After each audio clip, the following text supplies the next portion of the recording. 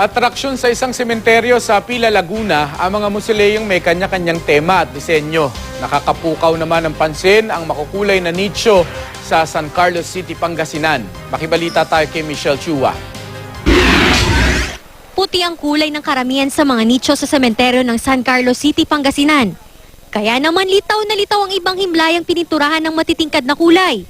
Ang isang ito, pininturahan ng kulay ube. Para maiba daw, sabi ng mga pinsan ko. Sabi sa akin, ibahin mo isan yung kulay para pagdating namin, makita ka agad. Mas matingkad ang dati ng mga puntod na kulay dilaw, berde at asul. Simpleng paraan daw ito para pagandahin ang huling hantungan ng mga namayapa. Kabuhayan naman ito para sa mga pintor.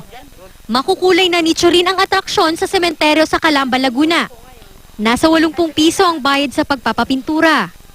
Pagdating naman sa mausoleo, agaw eksena ang tema ng ilan sa mga ito sa sementeryo ng Pila, Laguna. Ang isa, halaw ang disenyo sa sound system dahil mahilig sa musika ang nakahimlay. Ang puntod naman ng namayapang mahilig magtanim, pinalibutan ng mga ipinintang halaman. Hinango naman sa paboritong kulay ng mga namatay ang iba pang mausoleo. Kung mga kabaong naman ang pag-uusapan, kakaiba ang tradisyonal na boat coffin ng mga taga Cagayan de Oro. Kalimitang ginagamit ng mga sinaunang Southeast Asian ang mga boat coffin sa paglilibingan ng mga bangkay.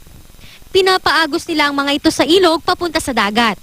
It has its symbol spiritually because they believe that the soul sails, it actually travels and it crosses the sea.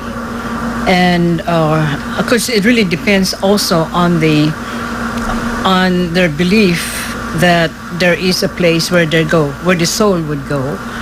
Makikita rin ang ilang boat coffin sa Asian Graveyard ng Gindulman, Bohol. Pero nitong mga nagdaang taon, nawala ng ilan sa mga bangkang kabaong. Pinagkainteresan ang mga ito ng ilang magnanakaw dahil may kamahalan ng mga antigong kabaong. Para hindi na mabawasan pa, tumutulong na ang mga residente sa pagbabantay sa mga natitirang boat coffin. Michelle Chua, Nagbabalita, Pilipinas.